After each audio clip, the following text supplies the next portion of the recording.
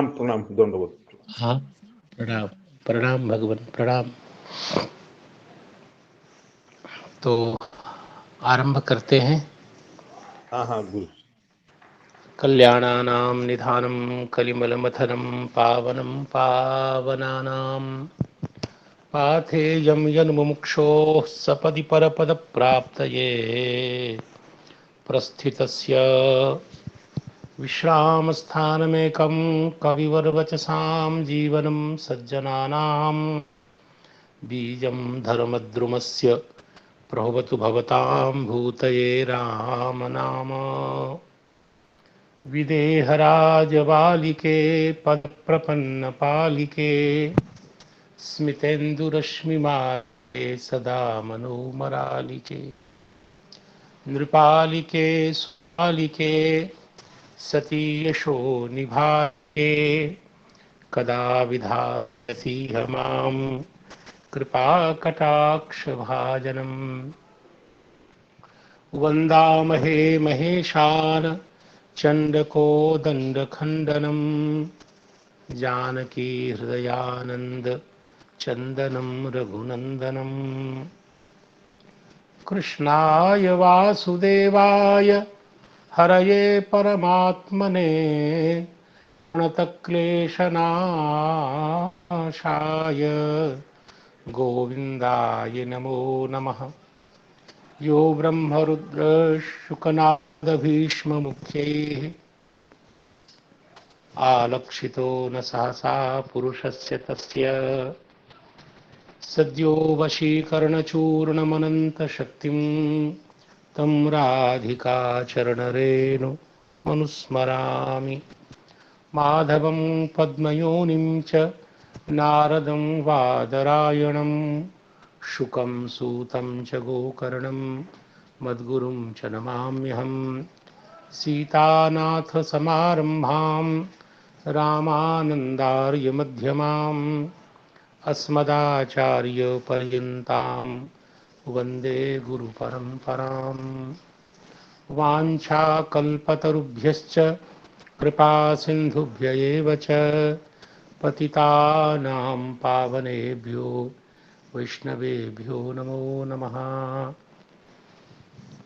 श्री भगवान की अपार करुणा एवं हम सब लोगों के असंख्य पूर्व जन्मों में समुपार्जित पुण्य प्राबल्य से मानव जीवन की सबसे बड़ी उपलब्धि यह भगवद यशोगान एवं श्रवण का सुअवसर हम लोग प्राप्त कर रहे हैं।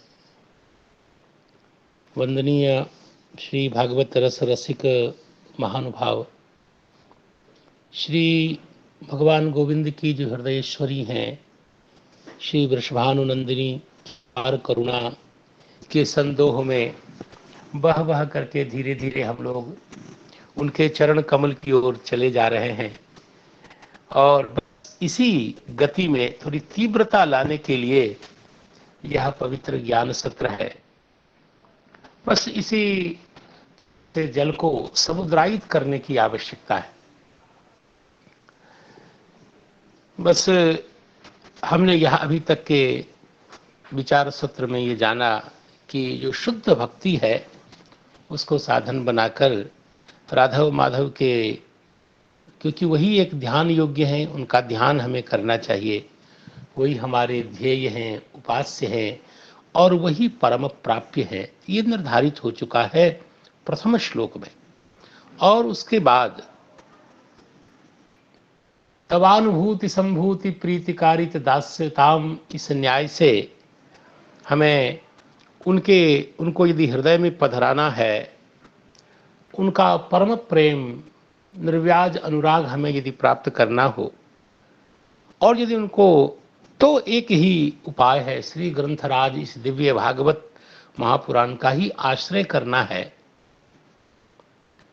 इसके बाद जो तृतीय पद्य है श्रीमद् भागवत जी का, वह यह बताने के लिए है सही में कि भले ही सर्व गुण मुक्त है, सकल गुण से संपन्न है, मंडित है ये दिव्य ग्रंथ, तो भी अब इस दिव्य ग्रंथ में अनित्य को बताने के लिए, उसके वेद मूलकत्व को बताने के लिए यह बात, जिसे वेद कल्पतरु का रसमय फल बता करके और उसके पान हेतु जितने भी भावुक हैं, रसज्ञ हैं, उनको भगवान आहूत कर रहे हैं बादरायण महाप्रभु। और कहते हैं कि देखो, यह भव रोग का एक सुंदर एक भेषज मैं आपको दे रहा हूँ, जिसकी कंपनी अत्यंत प्रामाणिक है। पहली बात तो यह है। दूसरी बात है कि जो स्वयं स्वरूपतः मधुराति मधुर है। बड़े बड़े लोगों ने इसके द्वारा भव निवृत्ति करके परम धन्यमय जीवन प्राप्त कर लिया है। तो यह परम स्वास्थ्य प्रदान करने वाली है और ये ऐसी दवा है, ऐसी औषधि रसमय फल है जिससे जो हमेशा ये दवा चलती रहेगी। ये दवा बदलने वाली नहीं है। अब पुंदोष शून्य होने के बाद भी वेद, यद्यपि वेद परम प्रामाणिकों में मुकुट मणि के रूप में जिनकी प्रामाणिकता है, जो प्रामाण्य के परम शिखर पर आरूढ़ है, उनमें भी दिव्य चेतनता के साथ परमोदारता बताने के लिए उन्हें कल्प वृक्ष बताया गया। और कल्प वृक्ष बताने के बाद भी उस दिव्य तरु में उसके जीवन में सबसे बड़ा यौवन है और उस यौवन का जो वासंतिक और उस पुष्प का भी पर्यवसान जिस रसमय फल में हुआ है, उसका सुपाक जो है वह उसका मधुमेह परम विकास जो है उसमें भी नैसर्गिक परिपाक हुआ है। किसी रसायन के योग से वह पका हो ऐसा नहीं है। लेकिन निरंग किम हम तेन कुर्याम येन नामृतास्याम, यह जो वृहदारण्यक उपनिषद का मंगलमय मंत्र है, वैसे भले ही कोई भी कितनी भी अच्छी वस्तु हो, किम हम तेन कुर्याम येन नामृतास्याम, ऐसी वस्तु को लेकर क्या करेंगे जो हमें अमरत्व भगवत प्रीति से मंडित न कर दे, जिसमें अमृतत्व आधायक तो नहीं हो। तो इसलिए भगवान बादरायण इस प्रकार के गुण से मंडित होने पर भी अतृप्त होकर के उसे और गुणवत्तर बताने के लिए कहते हैं कि शुक्र संस्पृष्ट होने के कारण उसमें अमृतत्वाधान बताते हैं और कहते हैं जो मधुर नहीं, मधुरतर नहीं, मधुरतम, उसकी भी मधुरता की भी जो सीमा है, या सा काष्ठा सा परागति ही का मानो विषय बताते हुए कह रहे हैं। देखिए, किसी भी पेय इतनी परिष्कृति हो जिसकी संभावना हम नहीं कर सकते थे, तब रसिकों के पान हेतु आवाहन की बात कही गई। इतने रसमय पेय की कल्पना कोई कर नहीं सकता है। ऐसे लोग कहते हैं कि सत्यम शिवम सुंदरम, ये उत्कृष्टता के लिए मानक बताते हैं, लेकिन उनके पता नहीं है कि इसमें मधुर का उल्लेख नहीं हुआ। लेकिन सत्यम शिवम सुंदरम के बाद इसमें मधुरता की आधान की भी बात करते हैं। और इतना ही नहीं, कैसा भी कोई मधुर हो, सत्यम हो, शिवम हो, सुंदरम हो, लेकिन यदि वह भगवत भागवत अधरामृत नहीं बना हो, प्रसादीकृत नहीं हुआ हो, तो यह कमी तो रहती ही है। लेकिन ऐसा दिव्य रसमय फल है कि इसमें परम भागवत ने अपने अधर से संस्पृष्ट करके उसको और वैष्णव जनों के द्वारा सुग्राह्य बना दिया है।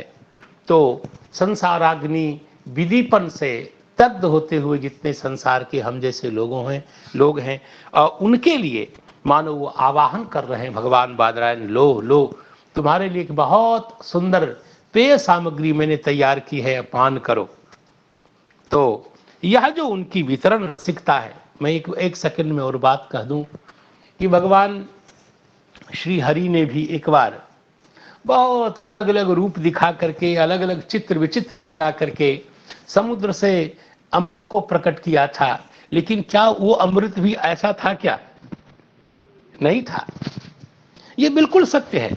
भगवान ने पता नहीं कितने अवतार धारण किए, कितने रूप बदले, पता नहीं क्या क्या नहीं किए कि उनको मोही रूप धारण करना पड़ा, चित्र विचित्र छल प्रपंच किया। लेकिन उन भगवान के द्वारा प्रकाशित जो अमृत था, क्या अमृत भी इसके टक्कर का है क्या? नहीं है, बिल्कुल नहीं है।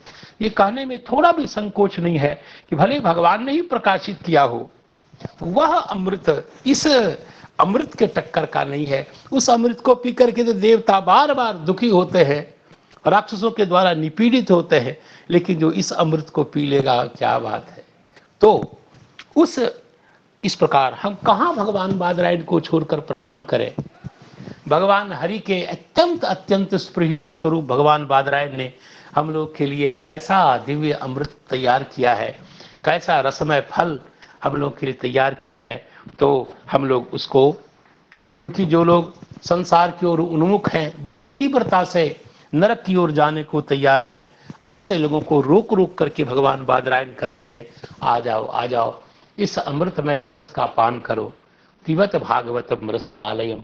तो ऐसे ही सुंदर में पद्य का हम, उसकी जो पदधोरणी है उसको पहले प्रणाम कर लेते हैं।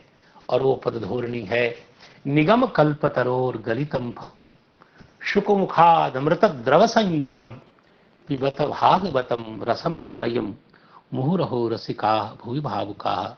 इस पद्य को लक्षित करके श्री श्रीधराचार्य जी महाराज, श्रीधर स्वामी जी महाराज ने जो वाक्य विन्यास हम सामने रखा है, उसका एक बार उच्चारण कर लें तो हमें मिलेगा आगे के वाक्यों को समझता। और वो है इदानीम इदानीं तु न केवलम सर्वशास्त्रेभ्यः श्रेष्ठत्वात् अस्य श्रवणं विधीयते, तो सर्वशास्त्र फल रूपमिदं परमादरेण सेव्यम इत्याह निगमेति। निगमो वेदः स एव कल्पतरुः सर्वो पुरुषार्थोपायत्वात् तस्य फलम भागवतम नाम तत्तु वैकुंठगतम। ओहो, तत्तु वैकुंठगतम। यद्यपि वह फल वैकुंठ में था, और वैकुंठगत की बात मैं सही से समझ नहीं पाया था, तो कल आचार्य चरण श्री नरोत्तम जी महाराज ने हमें एक दृष्टि का विकास किया, इसके प्रकाशन को समझाया कि सही में ये भगवान ही है। वैकुंठगत कहते वो व्यंजना है कि सही में जैसे भगवान वैकुंठ में विराजते हैं, वही भगवान वैकुंठ, जैसे गुरु कृपा से भगवान पकड़ के शिष्य के सामने लाए जाते हैं, वैसे नारद जी हम सबों के आचार्य हैं। मानो वैकुंठाधिपति भगवान हरि को ही पकड़ के नारद जी ने हमें उपलब्ध करा दिया है। यह भाव विशेष प्रकाशित किया उन्होंने, बहुत अच्छा लगा। तत्तु वैकुंठगतम नारदेन आनीय मह्यम दत्तम। सकल साधनों के चरम फल के समान जो भगवान है, वह श्री नारद जी के द्वारा हम लोगों के लिए उपलब्ध कराए गए। और श्री भगवान बादरायण कहते हैं, और मैंने सुखदेव जी के मुख में ऐसे निहित किया, स्थापित किया। और तच्च, और वह तन्मुखाद भुवि गलितम, और वही मंगलमय मधुमय फल, वेद रूपी कल्प वृक्ष का सुपक्व फल आज परंपरा से, शिष्य प्रशिष्य रूप पल्लव परंपरा से, देखिए पकार की जो छटा देखिए, पकार वर्ण आवृत्ति रूप जो सौष्ठव है, श्री मधुसूदन श्री सीताराम श्रीधर स्वामी जी के वाक्य विन्यास में, तो शनैः अखंड में वावतीर्णम, अविकल ही हमारे सामने अवतीर्ण हुआ है। संभावना थी कि बहुत ऊपर से गिरने के कारण वह फल खंडित हो जाता, स्फुटित हो जाता, फूट जाता, लेकिन फूटा नहीं। और एतच्च, ये जो बात कही गई, एतत् पद से इस वृत्त को, इस जो वाक्यार्थ को ध्यान में रख करके कह रहे हैं कि यह जो कभी कभी वाक्य भी इदंतया एतत्तया निर्दिष्ट होता है, वह तात्पर्य भी, इसलिए कहते हैं यह जो था वह भविष्यत कालिक वृत्त होने पर भी भूतकालिकवत इसका निर्देश किया गया। और अनागताख्यानेन एवास्य, यद्यपि यह जो आख्यान है वह अनागत है, फिर भी यह अनागताख्यान की चर्चा इस रूप में की ही गई कि यह अनादित्व रूप में ही, अनादि रूप में ही इस शास्त्र की प्रवृत्ति है। अर्थात जैसे वेद आदि अनादि हैं, तो वेद की प्रवृत्ति ठीक वैसे ही अनागत रूप में, यह नित्य रूप में, नित्याख्यान के रूप में, नित्य परंपरा प्राप्त वस्तु के रूप में इस शास्त्र की प्रवृत्ति होने से इसका इस रूप में निर्देश किया गया। वस्तुतः जो पूर्व वाक्य है उसके हेतु के रूप में इस वाक्य का उपन्यास किया गया है। और इसलिए अमृत रूपेण द्रवेण संयुतम लोके ही कह के कहते हैं, लोक में यह ख्यात है कि शुक मुख से स्पृष्ट होने पर फल अमृत के समान स्वादु हो जाता है। और यहाँ शुक पद से मुनि भगवान बादरायण ही विवक्षित हैं। कहते यहाँ अमृत क्या है? का अमृत वो नहीं जो देवताओं का अमृत है और जो समुद्र से निकला वही अमृत नहीं है। यहाँ तो अमृत पद से परमानंद ही विवक्षित है और वही परमानंद द्रवाकार होकर रस रूप है। और वो रस कौन है? द्रव, वह द्रव द्रवीभूत जो रस है वो कौन है? रस और कोई कौन हो सकता है? परमानंद ही रस हो, द्रव हो, वो द्रव और कोई नहीं हो सकता है, वह श्री भगवान है। क्योंकि श्रुति कहती है रसो वैसा, उसी रस को जीवात्मा प्राप्त करके आनंदमय होता है, निरावृता आनंद होता है, परिपूर्ण आनंद में निमग्न होता है। श्रुति इस अर्थ का निर्देश करती है।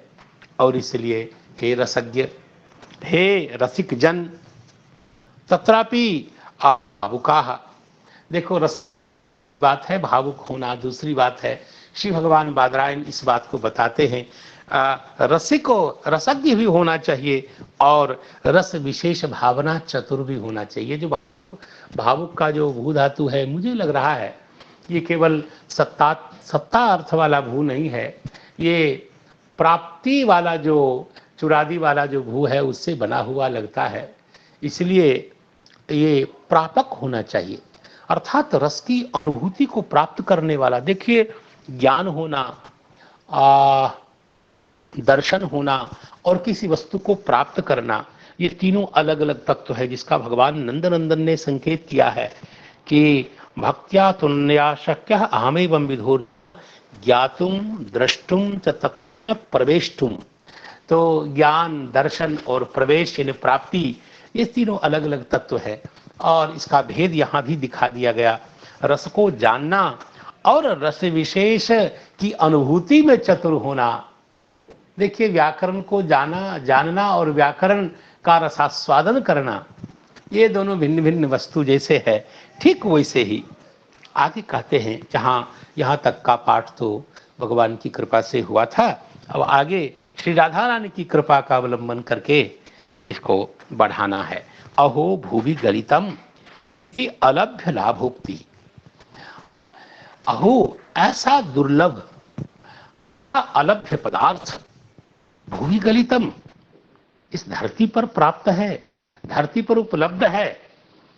तो ऐसा कथन, ये अहो जो है, यह अत्यंत विस्मय को बताने वाला है। अलभ्य का लाभ होना, जो जिसका लाभ करना अत्यंत अशक्य है, जिसकी प्राप्ति अशक्य है, ऐसे पदार्थ का सहसा लाभ हो जाना, उसकी प्राप्ति हो जाना। और इस अर्थ के लिए, इस कथन के लिए ही मानो विस्मयता के साथ विस्मयाभिव्यंजक निपात का प्रयोग किया। अहो, मुझे सहसा वाल्मीकि रामायण की याद आ रही है। वाल्मीकि रामायण में बहुत ही सुंदरता से इस विस्मयता को, जब श्री विश्वामित्र जी की प्राप्ति दशरथ जी महाराज को हुई, प्रातःकाल जो ही उठे दशरथ जी को, श्री विश्वामित्र जी के दर्शन के बाद उन्होंने कहा, देखो आज की रात कितनी सुंदर थी कि जिसका प्रातःकाल एक महात्मा के दर्शन से हुआ है। आज सुप्रभाता निशा थी, ऐसा उन्होंने कहा भगवान आपके दर्शन से कैसा लग रहा है?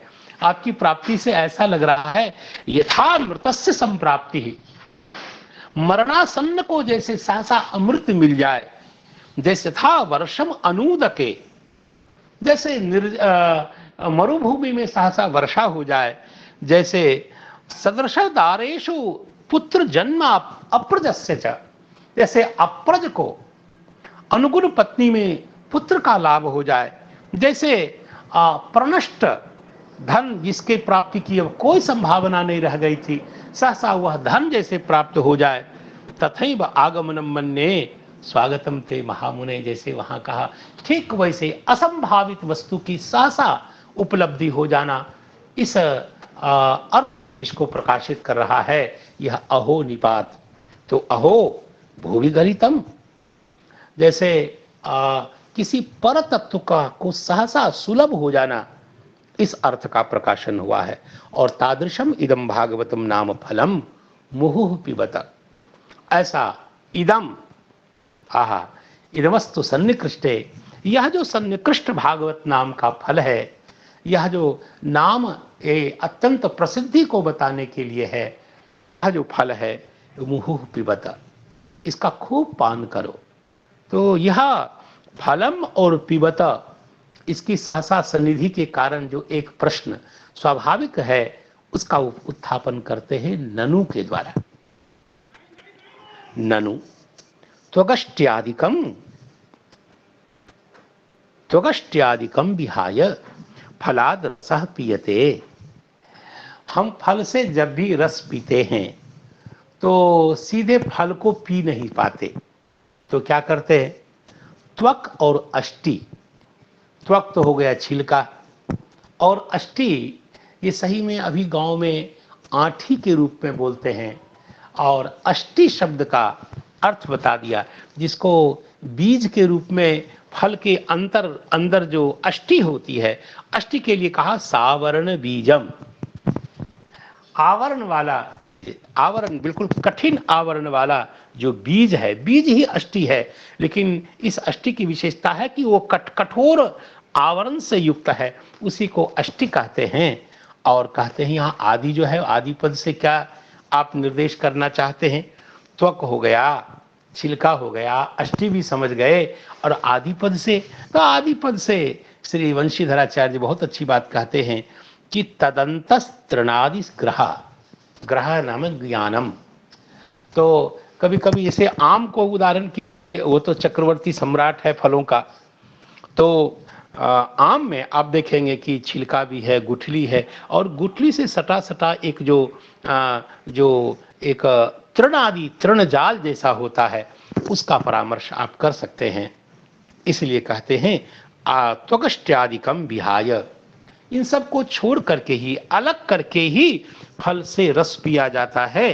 कथम फलमेव पातव्यम, तो फल को कैसे पिया जाए, फल को कैसे पिया जा सकता है, तत्र आह, तो इस आशंका में यह कह रहे हैं भगवान बादरायण कि रसम, रसम, यहाँ रस जो है बिल्कुल रस रूपम, पूरा रसात्मक ही है। उस फल के विशेषण के रूप में रसम इस पद का उपादान, द्वितीयांत का उपादान कर रहे हैं, क्योंकि इसे पिबत का कर्म भी तो बनाना है।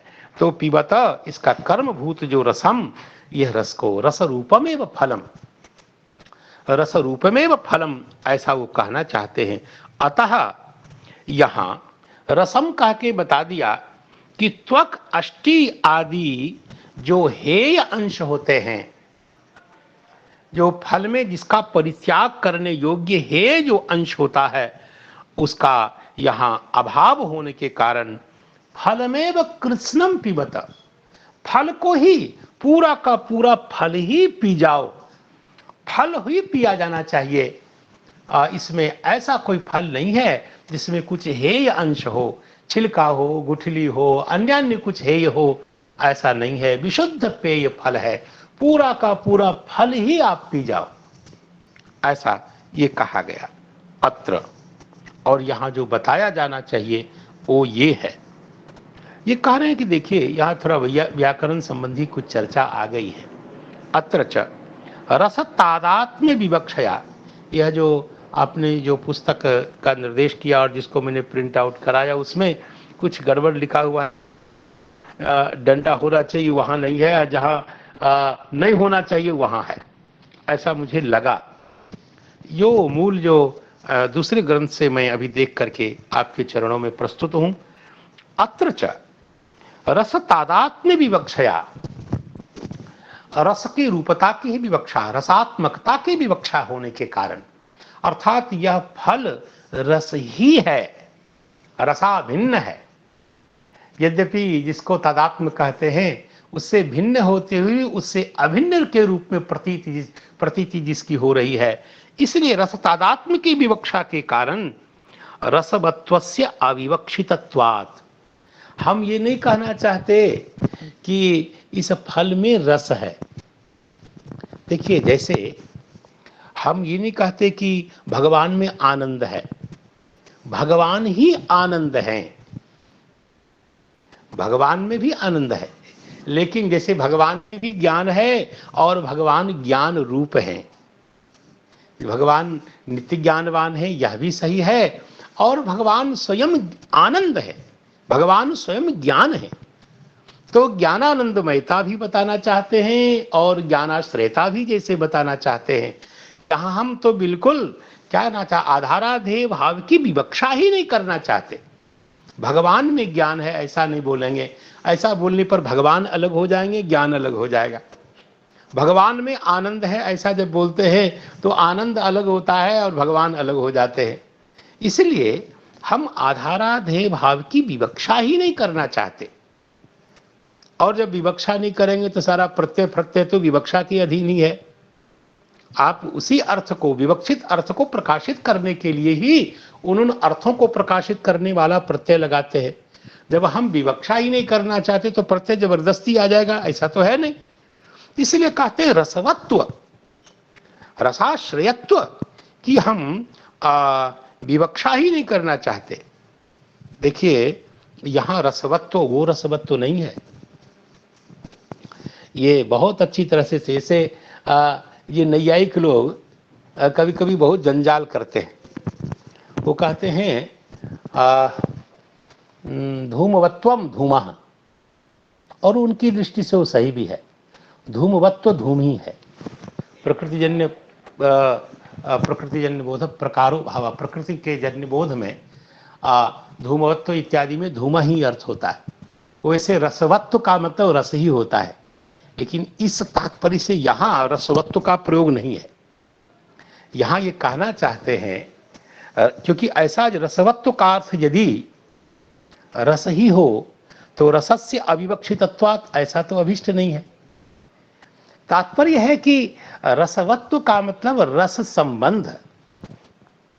तो रस संबंध का तात्पर्य है कि आधाराधेय भाव संबंध, रस पृथक है और रसाश्रय भिन्न है।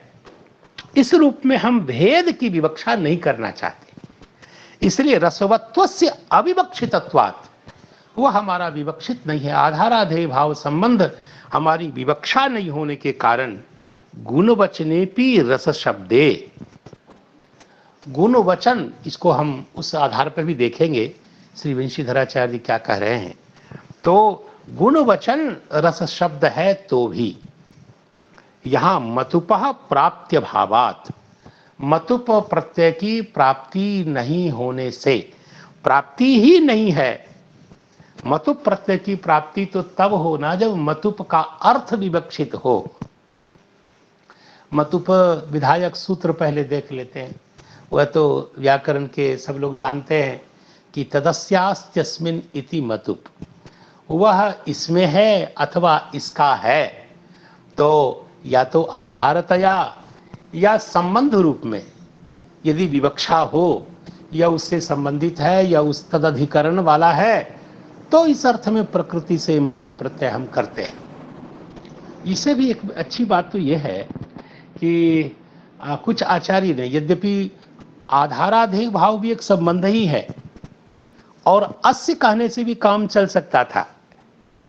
तदस्य अस्ति, अस्मिन् नहीं भी कहते, क्योंकि जो अस्य है वह संबंध को बता रहा है, संबंध में षष्ठी है, और आधाराधेय भाव भी तो एक संबंध ही है। तो अस्मिन् अतिरिक्त कहने की क्या जरूरी है? तो भाष्यकार ने कहा ऐसा नहीं है। इसलिए कुछ लोगों ने यह भी कल्पना कर ली कि आधाराधेय भाव को वैयाकरण लोग संबंध ही नहीं मानते। यदि संबंध मानते तो अस्य कहने से ही उसकी प्रतीति जब हो, उससे उसका समावेश किया जा सकता था, तो अस्मिन् अतिरिक्त कहने की क्या जरूरी है? भाष्यकार ने ये सब बवाल छोड़ करके भाष्यकार ने कहा ये कोई जरूरी नहीं कि पर्वत पर जो गायें हैं वह पर्वत की ही हों। पर्वत पर गायें जो है वह राम और कृष्ण की गायें हैं। तो जिसकी गायें होती हैं वो अलग प्रकार से, और जिस पर गायें होती हैं वह गायें उसी की हों ये जरूरी नहीं है, इसलिए दोनों को रखना बहुत आवश्यक है। राम की गायें हैं और पर्वत पर चल रही हैं, तो दोनों पृथक पृथक, दोनों की विवक्षा के कारण मतुप होता है। तो जब किसी प्रकार के संबंध की भावना हम करना ही नहीं चाहते, इसलिए मतुप की प्राप्ति नहीं है, क्योंकि उसकी उद्देश्यता ही नहीं बन रही है। आप किसी भी अर्थ विशेष को निमित्त मान करके ही प्रत्यय का विधान कर रहे हैं, तो इसलिए यहां हम मतुप की प्राप्ति ही नहीं है, ये साफ कह रहे हैं, मतुप की प्राप्ति ही नहीं है। इसलिए तेन बिनैव, अर्थात मतुप के बिना ही रसम फलम इति सामानाधिकरण्यम। सामानाधिकरण की चिंता क्यों हो गई? सामानाधिकरण की चिंता ये हो गई, इस चिंता की चर्चा बहुत अच्छी तरह से श्री वंशीधराचार्य ने की है, और जरा उनके शब्दों को हम देख लेते हैं तो शायद और अच्छी तरह से ये बात समझ में आ सकती है। वो कहते हैं कि देखिए, ननु रसवदिति मतुपा भाव्यम, आप फलम बता रहे हैं, और फलम का विशेषण रसवत फलम ऐसा होना चाहिए, फल रसयुक्त है, ऐसा कहते हैं। जैसे जब हम कहते हैं अयम घटः कीदृशः, रूपवान घटः, रूपवान घटः, तो जैसे घट के विशेषण के रूप में रूपः घटः तो नहीं बोलते, रूपवान घटः बोलते हैं। तो जैसे रूपवान घटः बोलते हैं, वैसे आपको रसवत फलम ऐसा बोलना चाहिए, यहाँ मतुप का प्रयोग करना चाहिए, मतुप प्रत्यांत प्रयोग करना चाहिए, मतुपा भाव्यम। और यदि ऐसा नहीं करेंगे तो यह जो विशेषण विशेष भाव रूप संबंध, यद्यपि सामानाधिकरण ने का लक्षण बताया कि भाई भिन्न प्रवृत्ति निमित्त शब्दों का जो एकाधिकरण समान वृत्ति में प्रयोग होना, भिन्न प्रवृत्ति शब्दानाम एकस्मिन् अर्थे तात्पर्यम एकस्मिन् अर्थे वृत्ति ही सामानाधिकरण्यम, इस प्रकार का लक्षण बताया। यहाँ बता रहे हैं कि दोनों में विशेषण विशेष भाव दोनों का समानाधिकरण संगत नहीं होगा, इसलिए मतुप होना चाहिए। मतुप क्यों नहीं हुआ, इस पर कहते हैं कि अत्र प्रकृते, यहाँ उसी मूलार्थ को स्पष्ट करते हैं, अस्त्र प्रकृते, इस स्थल में रसवत्वस्य अविवक्षितत्वात् मतुपः प्राप्तिरेव नास्ति, अतः मतुपम विनैव तम मतुपम विनैव रसतादात्म्य विवक्षया फल सामानाधिकरण्यम, फल के साथ रस रूप ही फल है, ऐसा कह के हम सामानाधिकरण्य बता देंगे। ननु ननु कह के कुछ अपना बुद्धि का स्वातंत्र दिखाते हैं, बुद्धि का प्रयोग करते हैं। मतुपो लोपे नापि तदवत्व विवक्षया नीलो घटः इतिवत् सामानाधिकरण्य संभवात किमर्थम मतुपः प्राप्ति भावः उच्यते। कहते देखिए, बात बताइए, व्याकरण में एक वचन प्रसिद्ध है, और वो वचन इस रूप में है कि गुणवचनेभ्यो मतुपो लुगिष्टः। गुणवचन कोई शब्द हो तो उससे जो मतुप प्रत्यय आता है उसका लुक हो जाता है। जैसे आप देखिए ना, नीलो घटः, नीलो घटः में नील का घट, नील यदि गुण है तो घट तो गुणी है, तो गुण गुणी का कैसे करेंगे सामानाधिकरण इसके भी। तो यहाँ नील का अर्थ हुआ नील रूपवत, अर्थात नीलत्व से विशिष्ट, नील गुण से विशिष्ट, ये अर्थ है। तभी तो घट के साथ उसका सामानाधिकरण होगा, क्योंकि ये नील तो गुण है और घट गुणी है, कैसे गुण गुणी का कैसे हम आप करेंगे सामानाधिकरण, इसलिए नीलवत, नीलत्व विशिष्ट, ऐसा अर्थ करना पड़ता है आपको। ठीक वैसे ही नीलो में जैसे आप करते हैं, वैसे आप यहाँ मतुप प्रत्यय का गुणवाचक रस शब्द है, उससे आया हुआ जो मतुप है उसका अपलोप कर देंगे, तो तद्वत्व की प्रतीति हो ही जाएगी। उसकी विवक्षा से नीलो घटः के समान आप सामानाधिकरण्य आप कर सकते हैं। तो आप ये कैसे कह सकते हैं कि यहाँ मतुप की प्राप्ति ही नहीं है, ऐसा आप कैसे कह सकते हैं?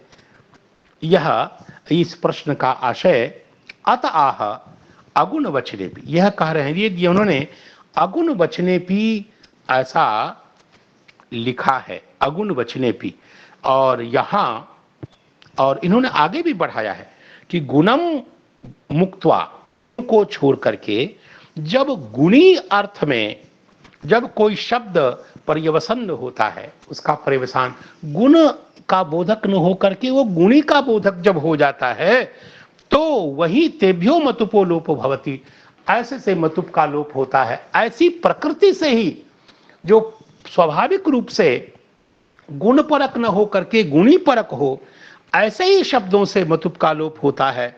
यहां जो रस शब्द है वह गुणवाची है, गुणीवाची नहीं है, अर्थात गुणवत अर्थ का बोध नहीं कराता है। इसलिए जैसे रसस शर्करा, यद्यपि यहाँ भी बड़ा विचित्र प्रयोगादर्शनात् ऐसा होना चाहिए, ऐसा लगता है। रस अर्थात यह जो शर्करा है यह रसवत है, अत्यंत ऐसा जैसे प्रयोग है, ठीक वैसे ही यहाँ ये दिखा रहे हैं। मतुपोलोपेन, जब मतुप का लोप कर देंगे तो सामानाधिकरण के असंभव होने के कारण साधुत्व के लिए मतुप प्राप्ति रेव, ये कह रहे हैं मतुपोलोपेन, मतुप का लोप हुआ है, इसके सामर्थ्य से भी पता लगता है कि मतुप की प्राप्ति है ही। जब मतुप का लोप हुआ तो प्राप्ति के बिना लोप की कोई संभावना नहीं, इसलिए उसके बिना सामानाधिकरण संभव नहीं था, इसलिए साधुत्व के लिए और सामानाधिकरण के बिना साधुत्व संभव नहीं, इसलिए मतुप की प्राप्ति है ही। और मतुप की यदि प्राप्ति है तो ये कहना श्रीधर स्वामी जी महाराज का कि मतुपः प्राप्ति भावेन, या श्रीराम मतुप की यहाँ प्राप्ति भावात तेन विनैव रसम फलम इति सामानाधिकरण्यम, यह वचन सर्वथा युक्त है। सही बात तो यह है जो मुझे समझ में आती है, फिर आप गुरुजनों से हम कुछ पूछेंगे, उनसे कुछ प्राप्त करेंगे। यहाँ एक सूत्र है रसादिभ्यश्च, ये प्रश्न हो सकता है कि रसम में भी अर्षादित्वात् अच करके हम रसम तो बना सकते थे, रसः वर्तते अस्मिन् अर्षादित्वात् अच करके रसम जब बना ही सकते थे और वो अर्थ प्राप्त हो सकता था, तो इतना उठापटक क्यों? इसके बीच में यह सूत्र है रसादिभ्यश्च, एक सूत्र है जो कहता है कि रस आदि शब्दों से अन्य मत्वर्थीय न हो, इसलिए इस सूत्र का आरंभ किया गया। क्योंकि रसवान इत्यादि के लिए तो तदस्यास्तस्मिनिति मतुप से ही मतुप की प्राप्ति थी, और उससे मतुप की प्राप्ति थी ही, फिर इस सूत्र के का आरंभ क्यों किया गया? तो ये मतुप, इस मतुप विधान से पता लगता है कि मतुप को छोड़कर अन्य कोई प्रत्यय नहीं हो, मत्वर्थीय प्रत्यय, इसके लिए ही यहाँ रसादिभ्यस्य सूत्र का आरंभ किया गया। तो और इसी से पता लगता है कि भले ही अच आदि के द्वारा आप की प्राप्ति करते, लेकिन अच आदि की निवृत्ति करने के लिए जो सूत्र आरंभ किया गया, तो मतुप की शक्ति है, जैसे रसवान इत्यादि रूपवान आदि रूप बनता है।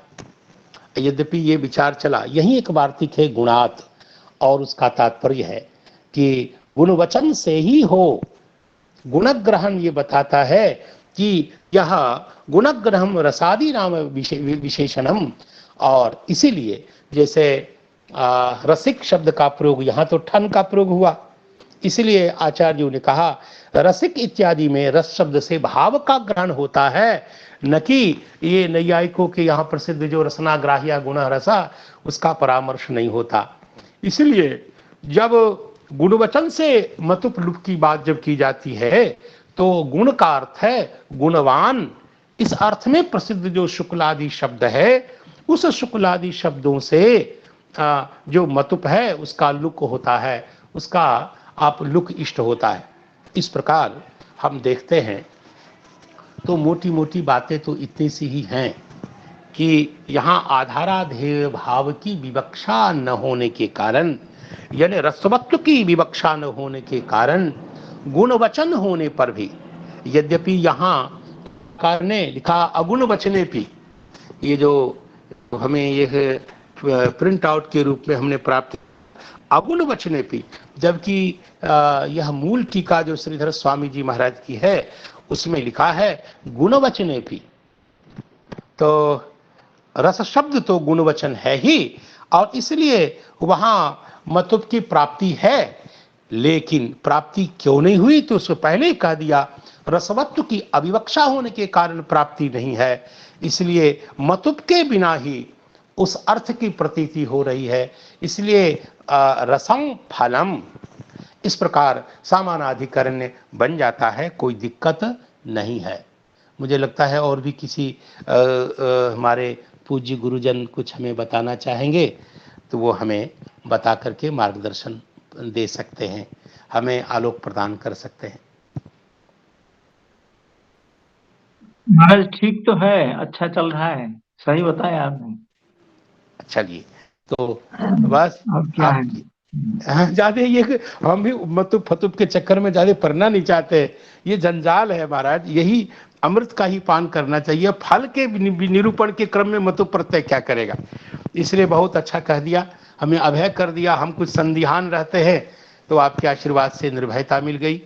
अब कहते हैं कि एक बात, जैसे ये नैयायिकों की शैली है उसका आरंभ हुआ, ये कहते हैं कि रसम फलम, आप दोनों पद का उपादान क्यों करते हैं। जब नैयायिकों के यहाँ यही है कि जब लक्षण विचार करते हैं तो उसके प्रत्येक पद का प्रयोजन बताते हैं कि इस पद को हटा देंगे तो इतने मात्र से क्या दिक्कत हो जाएगी, तो इसको कहते हैं प्रतिपद प्रयोजन विचार, इसी को पदकृत्य की शैली कहते हैं। ये नैयायिकों की अपनी चीज नहीं है, हमारे यहाँ से किराए पे गई हुई शैली है।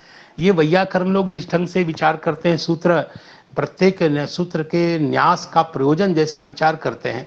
मुझे ये कहने में किंचित भी संकोच नहीं हो रहा है कि सूत्र के लक्षण का जैसा संघटन हमारे पाणिनि व्याकरण में हुआ, भले ही बाद में अनेक प्रकार के सूत्र बनाए गए, वो गांभीर्य और वो सूत्र लक्षण का पूर्णतः निर्वाह अन्यत्र कहीं नहीं हुआ।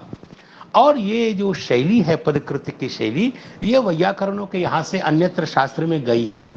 तो यहाँ कहते हैं कि रसम फलम, आप फलम ही केवल कह दीजिए और या तो केवल रसम कह दीजिए, ये दोनों पद का उपादान क्यों करते हैं, बड़े स्वामी जी महाराज ने यहां प्रकाशित किया है।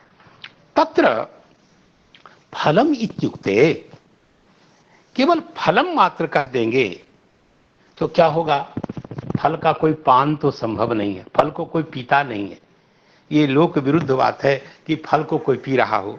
तो पाना भावः, एक तो दोष ही प्राप्त होगा और दूसरा हेयांस प्रसक्तिश्च भवेत्।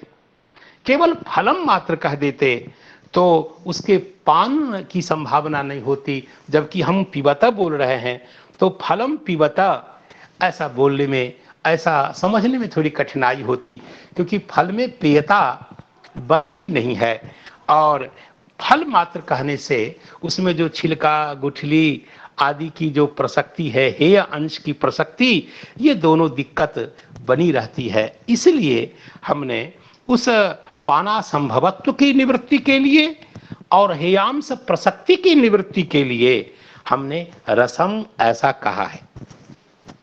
तो कहा ठीक है, केवल रस ही रखिए भाई, पिबत भागवतम रसम, इतना ही बोलिए, आप फलम क्यों कह रहे हैं। अर्थात पूर्वार्ध में जो आपने जिस फलत्व का उपादान किया, फल को हटाइए। का केवल रस कहेंगे तो क्या होगा, गलितस्य रसस्य पातुम अशक्यत्वात्, जो अत्यंत द्रव रूप फल है, गलित रस है, रस भी कभी कभी गाढ़ा होता है, तो उस गाढ़े रस की व्यावृत्ति के लिए गलितम रसम कहा। गलितस्य रसस्य, एकदम लिक्विड बना हुआ, तरल बना हुआ, जो जिसका किसी रूप में संभव नहीं है, तो इसलिए जिसे पिया नहीं जा सकता है, तो गलितस्य रसस्य, गलित रस को पातुम अशक्यत्वात्, जैसे कहीं रस हो ऐसे, तो उसको किसी पात्र के आधार से ही तो पीते हैं, किसी गिलास में रख करके पीते हैं, या कहीं नदी है तो उसके लिए भी नदी को सीधे ऐसे पी तो नहीं जाते, किसी पात्राधारे न अंजलि हो या किसी पात्र के आधार से ही कोई रस टिकता है। रस के लिए तो कोई आधार चाहिए, तो आधार बताने के लिए हमने फल ऐसा कहा है। इसलिए कहते हैं कि गलितस्य फलस्य, पातुम अशक्यत्वात्, गलित रस का पान किसी न किसी आधार से ही होगा, इसलिए आधार के अभिप्रकाशन के लिए हमने फलम ऐसा कहा है। तो रसम इत्युक्तेपि, रस कहने के बाद भी रस को किसी आधार से ही पिया जाता है, इसलिए गलितस्य रतस्य पातुम अशक्यत्वात् फलम इति द्रष्टव्यम। तो दोनों पद के प्रयोजन को स्पष्ट कर दिया। और आगे मुझे लगता है आगे की पंक्ति में हम प्रवेश करें। न च भागवतामृतपानम मोक्षेपि त्याज्यम इत्याह। ये नकार का जो संबंध है न च, इसका मोक्षेपि न त्याज्यम यहां लगाइए। यह जो भागवतामृत पान है, यह क्या अपने लक्ष्य को प्राप्त करा दे, मुक्ति की प्राप्ति करा दे, तो क्या इसको छोड़ दिया जाए? जैसे लोक में देखा जाता है, लोग साधन का आश्रय करते हैं और साध्य की प्राप्ति हो जाती है तो लोग साधन की उपेक्षा करते हैं, छोड़ देते हैं। जैसे तावत कर्माणि कुर्वीत न निर्विद्येत यावता, कर्म के लिए तो ऐसा कहा, निर्वेद हुआ कि कर्म को उधर साइड करो। इसी प्रकार जैसे तो क्या ऐसा कुछ है कि यह जो भागवतामृत का पान है और मुक्ति की प्राप्ति के बाद साधन समझ करके इसको छोड़ दिया जाए? कहा नहीं नहीं, यही तो बात है। अर्थात मोक्षेपि भागवतामृत पानम न त्याज्यम, इसका त्याग किसी परिस्थिति में कथमपि उपयुक्त उचित नहीं है। और इसी के लिए कहते हैं आलयम पिबत, क्रिया के विशेषण के रूप में जिस पद का उपादान करते हैं, आलयम पिबत, कब तक पिए? तो लय पर्यंत पान करें। अर्थात जब भगवान के चरण कमल में लय हो जाए तब तक पिए। भाई मोटा मोटा बता रहा हूं। अर्थात कहते हैं कि लय पर्यंत पान करे बे।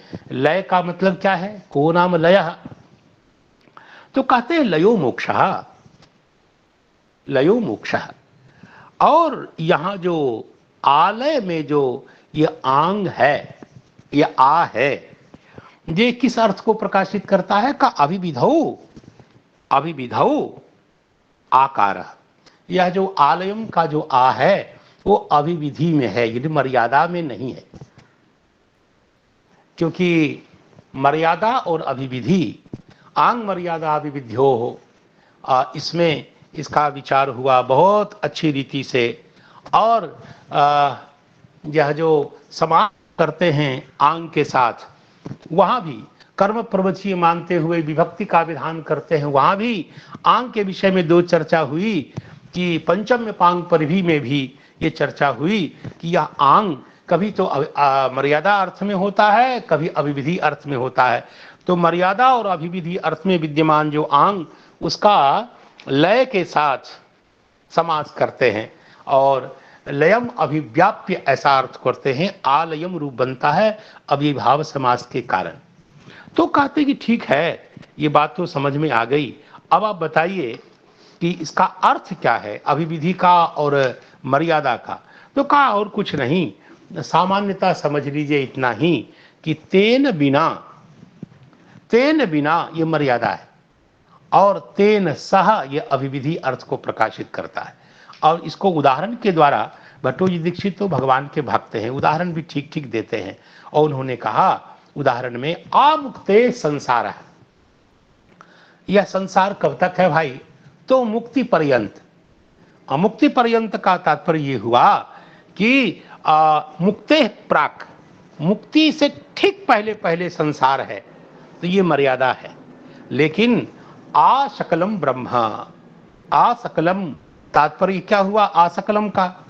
कि आ सकलात् कहें या आ सकलम ब्रह्म, सकलम अभिव्याप्य, अर्थात सकलम अभिव्याप्य संसार। यहां जैसे आ ब्रह्म या आ सकलात् ब्रह्म में जैसे अभिव्याप्ति है, अभिविधि अर्थ में आंग है, वैसे ही लयम अभिव्याप्य, लय के बाद भी लय को अभिव्याप्य भी। और सही बात तो ये है कि हम भगवान के धाम में चले जाएं, इसलिए कहा यहाँ जो मुक्ति का स्वरूप कुछ अलग टाइप का है, चाहे वह जीवन मुक्ति हो या सालोक्य मुक्ति हो, वह जो लय पदवाच्य यहाँ है तो भगवान के धाम में भी जाएंगे, लोक में भी जाएंगे, तो क्या भगवान की कथा छोड़ देंगे? ये श्रीधर स्वामी जी महाराज कहना चाहते हैं कि भगवान के धाम में जाने पर भगवान की कथा, यह जो दिव्य भागवत रस का पान है, इसका परित्याग नहीं करना है। ऐसा नहीं कि जैसे अद्वैत वेदांत की परंपरा है कि बस ब्रह्म के स्वरूप को जान करके अभेदानुसंधान करने पर न बेचारा कर्म रहता है, न बेचारी भक्ति रहती है। इन सब का तो उपयोग करते हैं। कर्मानुष्ठान केवल अंतःकरण की शुद्धि के लिए और भक्ति का उपयोग केवल चित्त की एकाग्रता के लिए। उसके बाद भक्ति भी गई और कर्मानुष्ठान भी गया। यद्यपि भगवान नंदनंदन कहते हैं न त्याज्यम कार्यमेव तत्, ये अंतिम क्षण तक। और ब्रह्मसूत्र भी यही कह रहा है। ब्रह्मसूत्र आप्रयाणा तत्रापि ही दृष्टम, निरंतर अनुष्ठान की बात कहती है। ठीक वैसे यह जो श्रीमद् भागवत जी का जो रसपान है, क्या भगवान के धाम आने के बाद या जीवन मुक्ति प्राप्त करने के बाद क्या ये त्याज्य है? का नहीं नहीं, उसके बाद भी निरंतर ये सेवनीय है, सादर सेवनीय है, यह रस पातव्य है। ऐसा यहाँ अभिविधि की कृपा से, अभिविधि में विद्यमान आकार के साथ लय का समास हो जाने के कारण, लयम अभिव्याप्य इस अर्थ की उपस्थिति के कारण यह अर्थ प्रकाशित होता है। और इसलिए कहते हैं कि नहीं इदम स्वर्गादि सुखवत, जैसे स्वर्गादि सुख उपेक्षणीय होती है, सुख उपेक्षणीय होता है, वैसे मुक्तये मुक्ते उपेक्षते, मुक्त जनों के द्वारा भी, मुक्त जन के द्वारा इसकी उपेक्षा नहीं की जाती है। मुक्त जनों के द्वारा भी यह उपसृप्य ही होती है, पेय ही होती है। किंतु तैरपि मुक्तये सेव्यत एवा, मुक्त भी इसका सेवन करते हैं। जीवन मुक्ति कुछ लोग, कुछ वैष्णवाचार्य स्वीकार करते हैं, कुछ स्वीकार नहीं करते। उनका कहना है कि जीवन मुक्ति अपने आप में एक बदतो व्याघात है। जीवित है इसका मतलब है कि कर्म संबंध है, क्योंकि शरीर का रहना ही कर्म संबंध को बताता है। प्रारब्ध भोग के लिए शरीर है, ये कुछ लोगों का मत कहता हूं। संभव है कि कुछ वैष्णवाचार्य से नहीं मानते हो। और मुक्ति अर्थात सकल कर्म, कर्म फल का पूर्णतः क्षय और कर्म को चिल्ला चिल्ला ये शरीर, तो जीवित होना और मुक्त होना ये अपने आप में बदतो व्याघात है, कुछ लोग बोलते हैं। कुछ वैष्णवाचार्यों का कहना है। और कुछ का कहना है कि नहीं, भागवत में अन्य अन्य ग्रंथों में जीवन मुक्ति की चर्चा की गई है। इसके लिए सहसा इसका अपलाप अर्थात ठीक उद्धार की दशा, जिसमें अब अभिनव कर्म की कोई भावना न हो और भगवान के चरण कमल की पूर्ण योग्यता, स्वरूप योग्यता प्रकट हो गई, तो योग्यता प्रकट हो गई। स्वरूप योग्यता की बात में वो तो सभी जीवात्मा में है, तो ऐसे को जीवन मुक्त कहा जा सकता है। तुलसी ने भी कहा जीवन मुक्ति ब्रह्म पर चरित सुनहि ध्यान, जीवन मुक्त भी चलते हैं ध्यान को छोड़ करके। अरे तुलसीदास दर्द कहते हैं जीवन मुक्ति ब्रह्म पर, ब्रह्म परायण और जीवन मुक्त जो होते हैं वह भी चरित सुनते हैं ध्यान को छोड़ करके। और इसका संकेत भी है। किसी ने कहा कि क्या वैकुंठ में, भगवान के धाम में, गोलोक में, साकेत में क्या भगवान की कथा होती है कि नहीं? वहां भगवान की कथा, सुखदेव जी तो कुछ और कहते हैं। सुखदेव जी महाराज तो कहते हैं नास्त्यम रसः स्वर्गे सत्येथ कैलाशे वैकुंठे नास्त्यम रसः। लेकिन वहां जो उनका तात्पर्य है वो कुछ और है। भगवान के धाम में भगवान की कथा होती है, निश्चित होती है। और तभी तो भागवत जी में लिखा हुआ है कि वैमानिका सललनाः चरितानि यत्र गायन्ति लोक शमलक शपनानि भर्तुः। भगवान के दिव्य धाम वैकुंठ का वर्णन है और उसी वर्णन के कह रहे हैं कि जहां सललनाः वैमानिकाः, ललना के साथ विमान में से विहार करने वाले लोग हैं, तो वो निरंतर यत्र गायन्ति चरितानि, भगवान के मंगलमय चरित का गान करते हैं, जो सकल लोक के दुष्पण के लिए प्रसिद्ध है। ऐसे भगवान के मंगलमय चरित का गान करते हैं। चलिए, यहाँ तो हम ये कह सकते हैं कि विमान पर बैठ करके गाते हैं और वहां भगवान के चरित का निरूपण नहीं होता है, ऐसा नहीं। आहा, क्या बात है। श्रीमद् भागवत जी में ही भगवान बादरायण प्रभु कहते हैं कि देखिए श्री यत्र श्रीर यत्र रूपिणी उरुगाय पादयो।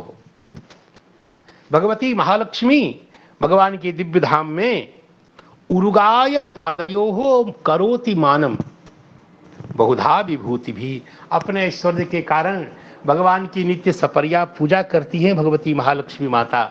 और प्रेंखम श्रिता, और जब वह आंदोलन ये दोला पर झूले पर आरूढ़ होकर के जब भगवान की मंगल में प्रिय कर्म गायती, ये गायती तो आर्षक प्रयोग है, गायंती, भगवान के मंगल में का अनुवाद करती हैं, गान करती है। तो कैसे करती हैं कि कुसुमा कर ही कुसुमा करानुगई ही, कुसुमाकर जो बसंत है उसके अनुग जो भ्रमर है, तो भ्रमर पीछे पीछे भ्रमर के द्वारा अनुगीयमान जो भगवती महालक्ष्मी माता हैं, जगदम्बा हैं, वह अपने प्राणधन भगवान के मंगल में कर्म का, उनके मंगल में चरित्र का गान करती है। इसका मतलब क्या हुआ? इसका मतलब ये हुआ कि भगवान के धाम वैकुंठ में केवल भगवान की ही कथा नहीं होती है, भक्तमाल कथा भी होती है। अर्थात भ्रमर तो जगदम्बा के मंगल में गुण का गान करते हैं, और श्री पराम्बा भगवती जगदम्बा भगवती महालक्ष्मी माता अपने भगवान के मंगल में गुणों के चरित्र का गान करती हैं वैकुंठ में। इसका संकेत यहाँ प्राप्त है। शीर यत्र रूपिणी उरुगाय पादयोः करोति मानम, भगवान जो उरुगाय हैं, उर्वी गीयते, अनेक लोगों के द्वारा, अनेक महापुरुषों के द्वारा गीयमान जो भगवान हैं वो उरुगाय कहलाते हैं। उनके सुंदर चरण कमल की मान करती हैं, पूजा करती हैं भगवती अपनी सकल वैभव के द्वारा। और जब वह आंदोलन, जब वह प्रैंक पर आश्रित होती हैं, आश्रित होती हैं, झूले पर आरूढ़ होती हैं, तो उनके दिव्य सौरभ से मुग्ध होकर के जो भ्रमर है, कुसुमाकर का जो बसंत का अनुगामी सेवक जो भ्रमर है, उस सेवक के जो भ्रमर हैं वो जगदम्बा के मंगल में गुणों का गान करते हैं। और उनके द्वारा गीयमान जो भगवती महालक्ष्मी हैं वो अपने प्रिय कर्म गायती, अपने प्राणधर भगवान सर्वेश्वर के मंगल में चरित्र का गान करती है। तो इस प्रकार ये सिद्ध है कि भगवान के दिव्य धाम में भी कथा होती है, भगवान के मंगल में गुणों का अनुवाद होता है।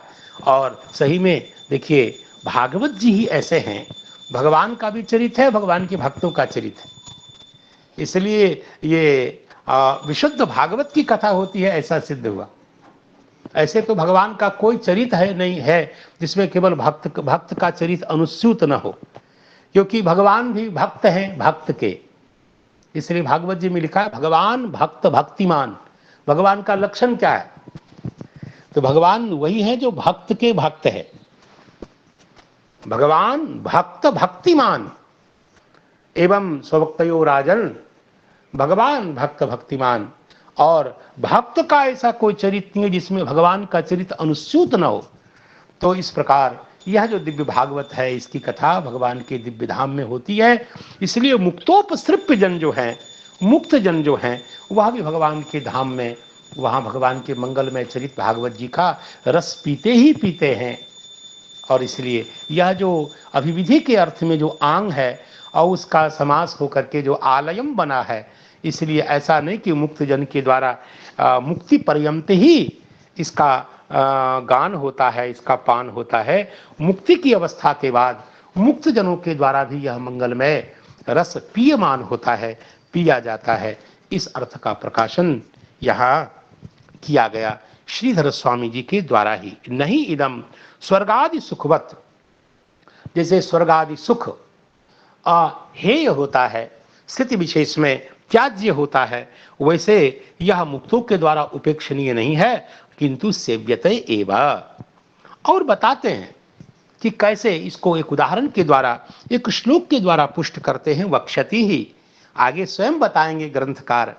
और आत्मा रामाश्च मुनयो नृग्रंथा अप्युरुक्रमे कुर्वन्त्य हेतुकीं भक्तिम इत्थम भूत गुणो हरि।